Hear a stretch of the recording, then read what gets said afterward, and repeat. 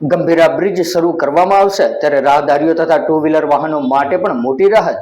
વાત કરીએ તો સ્ટીલ બ્રિજ તથા જરૂરી સમારકામ હાથ ધરીને ગંભીરા બ્રિજને ફરી શરૂ કરવામાં આવશે. ત્યારે જુલાઈ મહિનામાં વડોદરા જિલ્લામાં મહી નદી ઉપર આવેલા ગંભીરા પુલનો એક ગાળો ધરાશયી થયો હતો, જેને કારણે પુલ પરથી વાહન વ્યવહાર બંધ થઈ જવા પામ્યો હતો, જેને લઈને વાહન ચાલકો તથા રાહદારીઓને ખૂબ જ હાલાકી ભોગવવી પડી હતી. ત્યારે આ ક્ષતિગ્રસ્ત પુલના બાજુમાં નવીન પુલ બનાવવાની કામગીરી માર્ગ અને મકાન વિભાગ દ્વારા ચોમાસા દરમિયાન પણ યુદ્ધના ધોરણે શરૂ કરાવેલ છે અને દિવસ રાત સ્થળ ઉપર કામ ચાલુ રાખીને હાલમાં નવીન પુલની 22% કામગીરી પણ પૂર્ણ થઈ છે, જેને અનુલક્ષીને કેબિનેટ મંત્રી રમણભાઈ સોલંકી દ્વારા કરવામાં આવેલી રજૂઆતના અન્વયે તારીખ 18/11/2025 થી ₹9.12 કરોડના ખર્ચે ક્ષતિગ્રસ્ત પુલ પર નવીનતમ સ્ટીલ બ્રિજ તથા પુલના અન્ય ગાળાઓમાં જરૂરી સમારકામ હાથ ધરવા માટે મુખ્યમંત્રી દ્વારા મંજૂરી આપવામાં આવી છે અને આ કામગીરી પૂર્ણ થયા પછી રસ્તા પરથી પસાર થતા વડોદરા જિલ્લા તથા આણંદ જિલ્લાના મુસાફરોને રાહત મળશે.